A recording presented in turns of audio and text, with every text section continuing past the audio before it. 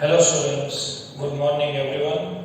વિદ્યાર્થી મિત્રો, ધોરણ 10 ના ગણિત વિષયમાં લાસ્ટ લેક્ચરમાં આપણે સ્વાધ્યાય 4 દ્વિઘાત સમીકરણ સ્ટાર્ટ કરી દીધું છે. ચેપ્ટરના કુલ ગુણ 6 છે, જેમાંથી 3 માર્કનો એક મોટો દાખલો, 2 માર્કનો એક નાનો દાખલો અને એક MCQ પૂછાઈ છે, જેની તમને ખબર છે. હવે ચેપ્ટરની વાત કરીએ સ્ટુડન્ટ્સ, તો 4.1 પૂર્ણ થઈ ગયું છે અને 4.2 માં લાસ્ટ વિડિયોમાં છઠ્ઠો દાખલો આપણે લેવો હતો, પણ મેમરી સ્પેસ ફૂલ થઈ જવાના લીધે એક દાખલો બાકી રહી ગયો હતો. તો આજના વિડિયોમાં એક આપણે દાખલો ગણીશું. ધ્યાન આપજો. દાખલા નંબર 6 કુટીર ઉદ્યોગનો દાખલો છે, એટલે સામાન્ય દાખલા કરતા થોડોક અલગ હશે. તો આમાં ખાસ ધ્યાન આપજો, કારણ કે કુટીર ઉદ્યોગના દાખલામાં ચલ x ક્યાં ધારવો એ ઘણા બધા સ્ટુડન્ટને ખબર હોતી નથી અને ઘણા બધા સ્ટુડન્ટ આમાં ભૂલ પણ કરી નાખે છે. મેં તમને કીધું છે, જે નામ સાથે સરખામણી થતી હોય તેમાં x ધારવાનો. જો એક કુટીર ઉદ્યોગ એક દિવસના કેટલીક માટીની વસ્તુઓ બનાવે છે. એક કુટીર ઉદ્યોગ છે તે એક દિવસમાં માટીની વસ્તુઓ બનાવે છે. એક દિવસમાં કેટલી વસ્તુઓ બનાવે છે, તેની કિંમત શું છે તે જોઈએ. એક નિશ્ચિત દિવસે એ જણાવવાનું કે પ્રત્યેક વસ્તુની ઉત્પાદન કિંમત તે દિવસની ઉત્પાદન વસ્તુના બમણા કરતા 3 ગણી હતી. એટલે કે પ્રત્યેક દિવસે, જો નિશ્ચિત દિવસે કોઈ એક નિશ્ચિત દિવસ લઈ અને એવું જણાવ્યું કે પ્રત્યેક વસ્તુની ઉત્પાદન કિંમત, પ્રત્યેક વસ્તુ એટલે કુટીર ઉદ્યોગ હોય તો એમાં એક દિવસમાં ઘણી બધી વસ્તુનું સ્ટુડન્ટ્સ ઉત્પાદન થતું હોય, જુદી જુદી વસ્તુના ઉત્પાદન થતા હોય, તો જેટલી વસ્તુ છે એ પ્રત્યેક વસ્તુની ઉત્પાદન કિંમત તે દિવસે ઉત્પાદિત વસ્તુના બમણા કરતા 3 ગણી હતી. એટલે પ્રત્યેક વસ્તુની કિંમત, પ્રત્યેક વસ્તુના રૂપિયા એ તે દિવસે જેટલી વસ્તુનું ઉત્પાદન કર્યું એના બમણાથી 3 ગણી હતી. બમણા કરતા 3 ગણી, બરાબર? એના બમણા કરતા 3 ગણી હતી. 3 વધુ હશે, બરાબર? યસ, કેમ કે બમણા કરતા 3 ગણી એટલે એનો તો કોઈ અર્થ નથી. બમણાથી 3 વધુ. સમજો, ધ્યાન આપજો. કોઈ એક નિશ્ચિત દિવસે આપણે એવું જણાવવામાં આવે છે કે કુટીર ઉદ્યોગમાં પ્રત્યેક વસ્તુની ઉત્પાદન કિંમત, કોઈ એક કુટીર ઉદ્યોગ હોય મિત્રો, તો એક દિવસમાં તે ઘણી બધી વસ્તુનું ઉત્પાદન કરતો હોય.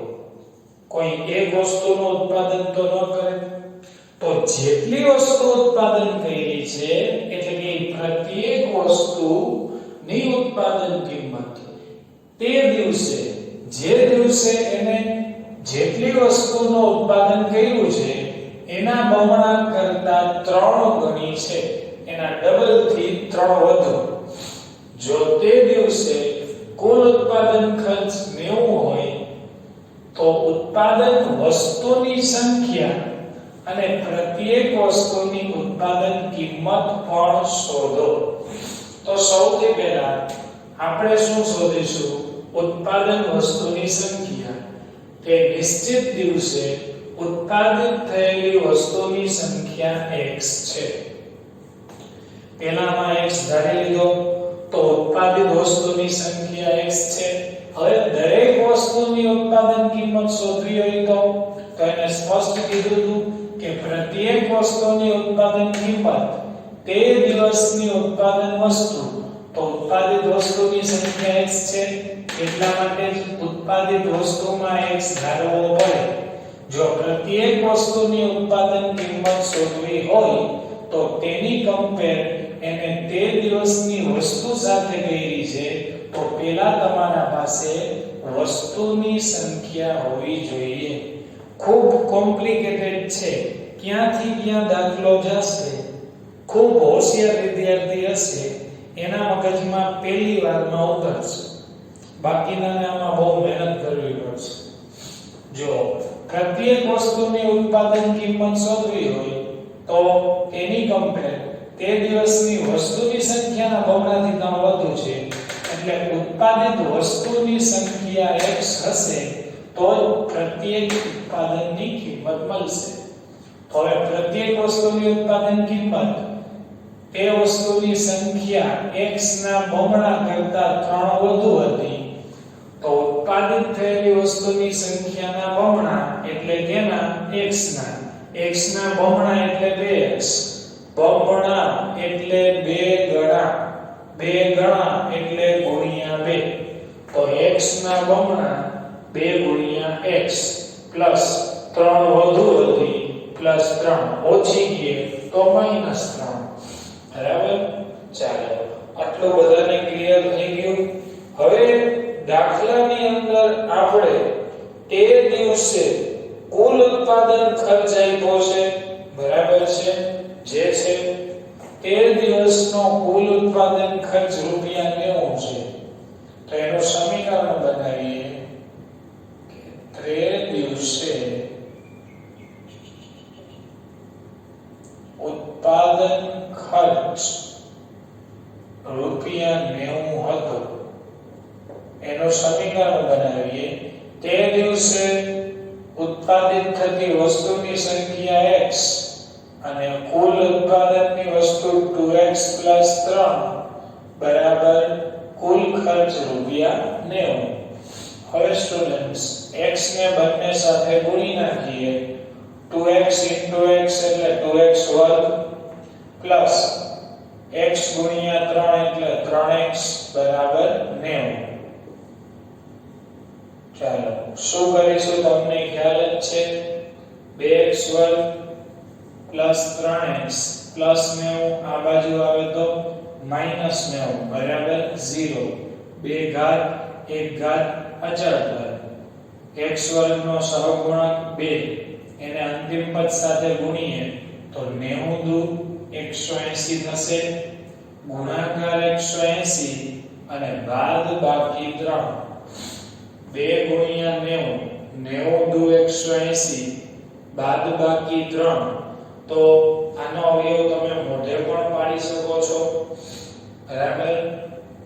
અને જો તમને ના ફાવે તો એના ભાગ પણ તમે પાડી શકો. 2 9 18 0 ના 0 45 દુ 90 15 તેરી 45 3 50 15 અને 5 એકુ 5. હવે સ્ટુડન્ટ્સ આને એવી રીતે ભેગા કરો કે જેથી બાદબાકી 3 આવી જાય. તો બાદબાકી 3 લેવાની છે. 2 ગુણ્યા 2 ગુણ્યા 3 એટલે 12 થાય. 2 દુ 4 4 તેરી 12 અને 3 ગુણ્યા 5 એટલે 15 થાય. ઓકે થઈ ગયું. 2 દુ 4 4 તેરી 12 3 ગુણ્યા 5 3 50 15 5 તેરી 15 ને 3 દુ 6 ને 6 દુ 12. તો આના અવયવ પડશે સ્ટુડન્ટ્સ 15 અને 12 અને 15 માંથી 12 જાય તો બાદબાકી 3 પણ મળી જાય. અંતિમ પદ માઈનસ છે, મધ્યમ પદની નિશાની મોટા પદને, તેનાથી વિરુદ્ધ નાના પદને. કાલે મેં તમને બે નિયમ પણ લખી દીધા હતા. અંતિમ પદ માઈનસ હોય, મધ્યમ મોટાને વિરુદ્ધ નાનાને સહગુણક આપ્યો છે, x પાછળ લખવો પડે 15 માંથી 12 જાય તો 3, મોટાની નિશાની, તો મધ્યમ પદના સ્થાને તેના બે ભાગ +15 -12 બરાબર 0. હવે સ્ટુડન્ટ્સ ઘણી બધી વાર તમે જોયું છે કે અહીં જોડમાંથી જો કોઈ પદ સામાન્ય ના નીકળે તો અવયવને તમે આગળ પાછળ પણ લખી શકો છો. પહેલા -12 અને પછી +15 ખ્યાલ છે ને, ટ્રાન્સફર કરી શકો છો. તો શું છે 2 × 6 = 12, 15 × 6 = 90 સામાન્ય નીકળી જશે.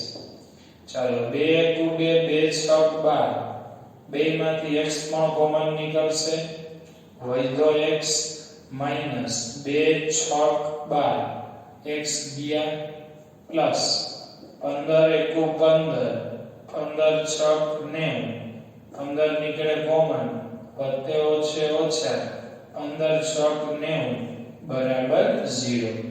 બે કાઉન્સ સરખા થઈ ગયા છે. બે વાર હોય તે એક વાર, વધ્યું હોય તે બીજા કાઉન્સમાં. બેમાં ધારી લેશે 0, x - 6 બરાબર 0, 2x + 15 બરાબર 0, x ને કરતા બનાવીએ -6 + 6, 2x ને કરતા બનાવીએ +15 -15, જેમાંથી x કરતા બને એટલે 2 જતા રહીએ ભાગાકારમાં. કોઈ પણ દિવસ મિત્રો કોઈ પણ વસ્તુની ઉત્પાદન થયેલી વસ્તુની સંખ્યા ઋણમાં કોઈ દિવસ ન હોય, ધનમાં હોય. તો ઉત્પાદન કિંમત ઋણમાં ન હોય એટલે આન્સર આવશે કે નિશ્ચિત દિવસે ઉત્પાદિત વસ્તુની સંખ્યા 6 હતી. નિશ્ચિત દિવસે ઉત્પાદિત વસ્તુની સંખ્યા 6 હતી અને દરેક વસ્તુની ઉત્પાદન કિંમત પણ શોધવાની છે. પ્રત્યેક વસ્તુની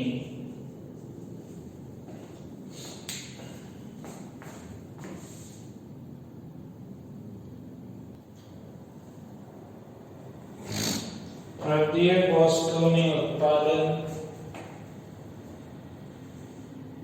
કિંમત જેનું સમીકરણ હતું 2x + 3 બરાબર.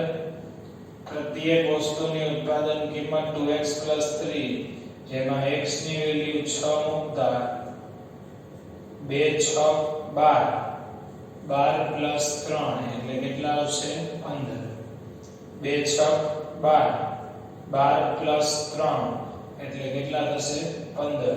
તો આ રીતે મિત્રો આ દાખલો ગણવાનો છે. ખાસ પ્રેક્ટિસ કરજો કુટીર ઉદ્યોગના દાખલાની. હવે જોઈએ આપણે સ્વાધ્યાય 4.3 માં શ્રીધર આચાર્યનું સૂત્ર. હવે આગળ વધીએ તો અહીં આપણું 4.2 પૂર્ણ થાય છે અને હવે આપણે સ્ટાર્ટ કરીશું 4.3.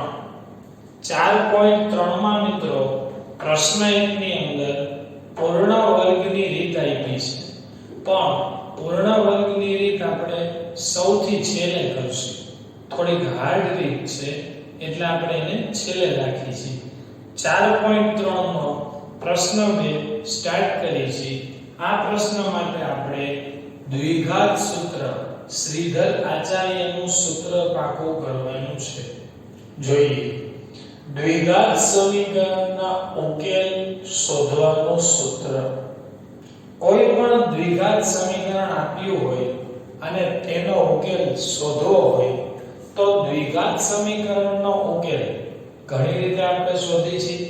અવયવીકરણની રીતે, પૂર્ણ વર્ગની રીતે અને હવે આપણે એક જોવાની છે દ્વિઘાત સૂત્રની રીત.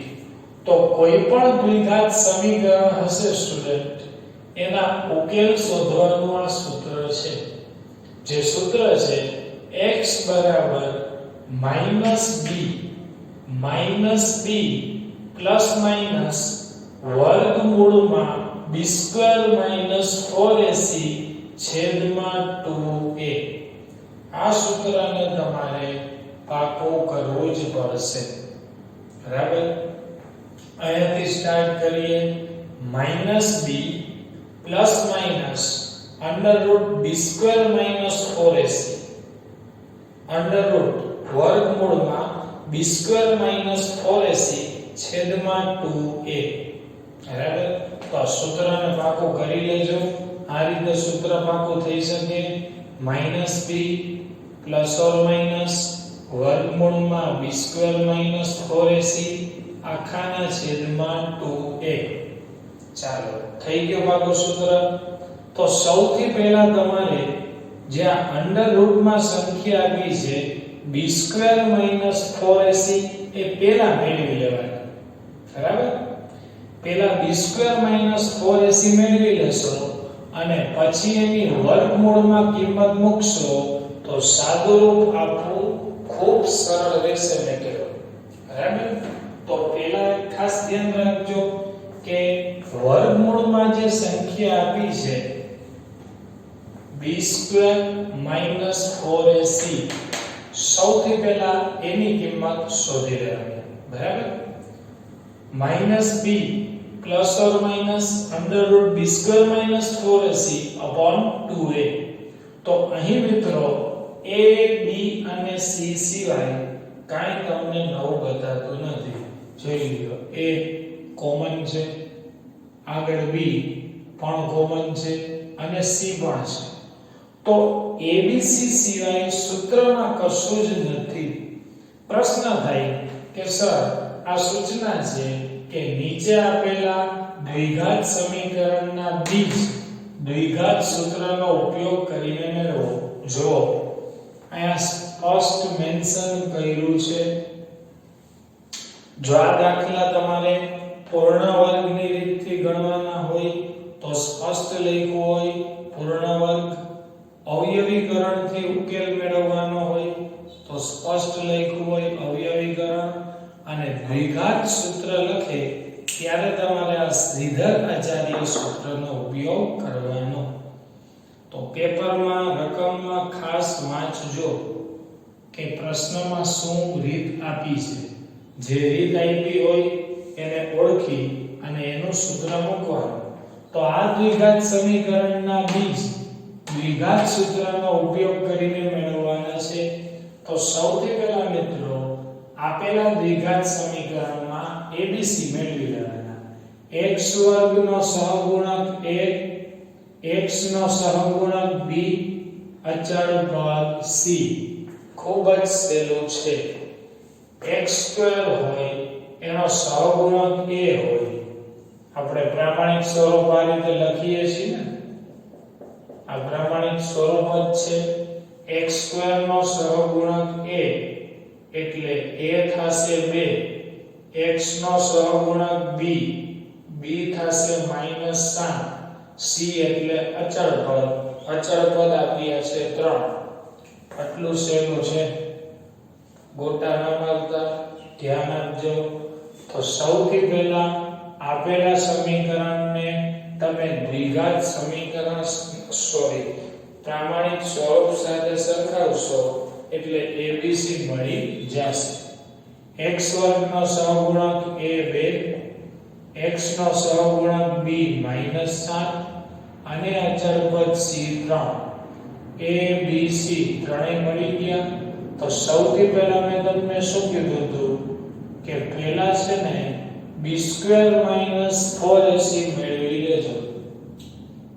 કેમ કે સૂત્ર મોટું છે તો પહેલા વર્ગમૂળની કિંમત b² - 4ac શોધી લઈ તો દાખલો ખૂબ સહેલો થઈ જાય. ચાલો b² - 4ac લખ્યા. હવે આની મૂકી દઈએ કિંમત. ચાલો b -7 નો વર્ગ -m4m a2 c3. ખૂબ સરળ છે. સૂત્ર મૂક્યું, કિંમતો મૂકી. 7 નો વર્ગ 49. તમને ખ્યાલ છે વર્ગ કરો તો -7 માઈનસ પ્લસ થઈ જાય, -7 નો વર્ગ એટલે તેમાં -7 બે વાર હોય, 7 49 માઈનસ માઈનસ પ્લસ. અને ઘાતની ટેકનિક મેં બહુપદીમાં પણ તમને શીખવાડેલી છે કે એકી ઘાતમાં માઈનસ રહેશે, બેકીમાં નીકળી જશે, યાદ છે? 7 નો 49, 4 દુ 8, 8 તેરી 24, 49 માંથી 24 જાય તો કેટલા બચે? 25. ઓકે, તો આ રીતે સમ ગણવાનો છે, ખૂબ જ સરળ છે. હવે મિત્રો x નું દ્વિઘાત સૂત્ર આચાર્ય શ્રીધર આચાર્યનું સૂત્ર મૂકી દો, -b ± √b² - 4ac/2a. હવે જો આ કેટલું સહેલું પડે, કારણ કે એક માત્ર તમારે માઈનસ ના માઈનસ b ની વેલ્યુ -7. ઓકે, આ માઈનસ સૂત્રની કિંમત છે, ખાસ ધ્યાન આપજો. બે માઈનસ ભેગા થાય છે, ગોટા ના કરતા. ચાલો બતાઈ તો છે, હવે બતાઈ છે. ચાલો તો આ માઈનસ સૂત્રના b ની કિંમત -7 કૌંસમાં લખું છું, પ્લસ માઈનસ √b² - 4ac તો આપણે મેળવી લીધા છે. b² - 4ac કેટલા છે? 25. તો જો આટલો સમય બચ્યો ને, ઉપર ગણતરી કરી લીધી. 2 * a, a કેટલા છે? 2 ના 2, a ની કિંમત પણ 2 છે. ઓકે, ચાલો માઈનસ માઈનસ પ્લસ થઈ જશે, ઓછે ઓછે વત્તા, પ્લસ ઓર માઈનસ, અને 25 નું વર્ગમૂળ 5 છેદમાં 2 દુ 4. હવે આયાથી મિત્રો સમ કેમ ગણવાનો છે? આ પ્લસ ઓર માઈનસ છે એટલે એક વાર પ્લસ અને એક વાર માઈનસ થી દાખલો ગણવાનો છે, બીજું કશું જ આમાં છે નહીં. 7 + 5/4 અને 7 - 5/4 પ્લસ માઈનસ 2 હતા, એક વાર પ્લસ એક વાર માઈનસ. 7 ને 5 12/4 અને 4 તેરી 12, આન્સર મળે 3. 7 માંથી 5 જાય તો 2, 2/4, 2 એકુ 2, 2 દુ 4, એટલે આન્સર આવે 1/2. તો નીચે નોંધ આપણે લખી શકીએ મિત્રો કે દ્વિઘાત સમીકરણના બીજ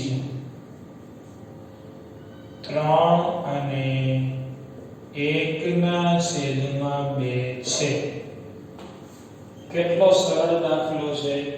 ફરી એકવાર દાખલો રિપીટ કરાવું છું, ક્યાંય ડાઉટ હોય તો ક્લિયર થઈ જાય. પહેલા રીતને ઓળખો કે સ્પષ્ટ લખ્યું હોય દ્વિઘાત સૂત્રનો ઉપયોગ કરો, ત્યારે દ્વિઘાત સૂત્રનો ઉપયોગ કરવાનો. પહેલા abc મેળવવાના, a b c, પછી એની પહેલા b² - 4ac મેળવી લેવાના, પછી દ્વિઘાત સૂત્ર મૂકવાનું, સીધી b² - 4ac ની કિંમત minus minus plus, plus or minus 25 નું વર્ગમૂળ 5, 2 દુ 4, એક વાર પ્લસ એક વાર માઈનસ. 7 ને 5 12/4 તેરી 12, 7 માંથી 5 જાય તો 2/4, 2 એકુ 2, 2 દુ 4, 1/2. ઓકે, તો આ તો આપણો પહેલો દાખલો. હજી 3 દાખલા છે, તો ધ્યાન આમાં જ રાખજો. આગળ ગણીએ દાખલા નંબર 2. દ્વિઘાત સૂત્રનો ઉપયોગ કરી આપેલા દ્વિઘાત સમીકરણના ઉકેલ મેળવો. x² નો સહગુણક 2, x નો સહગુણક કાંઈ ન હોય તો 1, x નો સહગુણક આપ્યો નથી, તો કાઈ ન હોય ત્યાં 1 લખ્યો, x નો સહગુણક b1 અને અચળ પદ c બરાબર -4. a b c મળી જાય એટલે પહેલા તમારે b² - 4ac શોધવા. ઓકે, ચાલો. તો b ની વેલ્યુ 1 છે, a 2 અને c છે -4. 1 નો વર્ગ 1 માઈનસ માઈનસ પ્લસ 4 દુ 8 અને 8 ચોક 32. 32 પ્લસ 1 એટલે કેટલા મળે? 33. Okay, a2 b1 c -4. સૂત્ર મૂક્યું, કિંમતો મૂકી. 1 નો વર્ગ 1 માઈનસ માઈનસ પ્લસ ચોકે ચોકે 16 અને 16 દુ 32. 32 પ્લસ 1 એટલે કેટલા થાય સ્ટુડન્ટ? 33. હવે આપણે દ્વિઘાત સૂત્રનો ઉપયોગ કરીશું. x બરાબર -b plus or minus √b² - 4ac upon 2a. ખૂબ સહેલું સૂત્ર છે મિત્રો, થોડીક પ્રેક્ટિસની જરૂર છે. તમે 3-4 વાર દાખલો ગણશો એટલે સૂત્ર પાકું થઈ જશે. માટે minus mm b 1 plus or minus √b² - 4ac આપણે મળ્યા હતા 33 અને 33 એ અસમય સંખ્યા છે જેનો વર્ગમૂળ નહીં નીકળે. 2 ના 2, a ની વેલ્યુ છે 2. ચાલો, -1 પ્લસ ઓર માઈનસ √33 છેદમાં 2 દુ 4. 33 મિત્રો અસમય સંખ્યા છે. મેં તમને હજી હમણાં જ કીધું કે 33 નું વર્ગમૂળ નહીં નીકળે. તો અહીં મિત્રો વર્ગમૂળ ના નીકળે તો આગળ સાદુરૂપ તો કંઈ થવાનું જ નથી. એટલા માટે એકવાર પ્લસ અને એકવાર માઈનસ આ જ આપેલા દ્વિઘાત સમીકરણના બીજ થશે. બરાબર? -1 પ્લસ વર્ગમૂળમાં 33 છેદમાં 4 -1 માઈનસ વર્ગમૂળમાં 33 છેદમાં 4. તો આજે આપણે 4.2 એનો છેલ્લો દાખલો કુટીર ઉદ્યોગનો પૂર્ણ કરી અને 4.3 નો પ્રશ્ન બીજો સ્ટાર્ટ કરી દીધો છે. પ્રશ્ન 2 ની અંદર યાદ રાખો, સમજી અને 2 દાખલા ગણ્યા છે.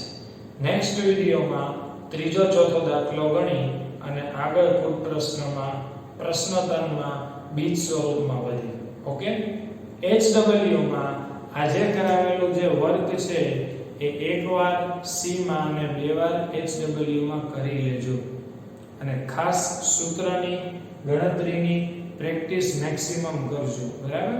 Okay, thank you.